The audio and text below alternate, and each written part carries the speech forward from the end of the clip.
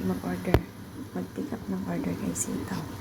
Meron pa po akong pera na 1,763. Punta tayo dito sa orders.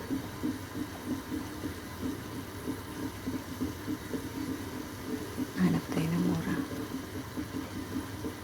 Ito. Yan, i-pick up natin. Yan. So, nag-abono ako ng 201. Ang balik sa akin is 250. Yan. Ganyan lang. Tapos, papasok yan siya dito. Dito yan siya papasok sa dashboard. Order in transit, naging 8 na siya. Ganyan lang po. Hindi ka na magbebenta dito kay Sitaw.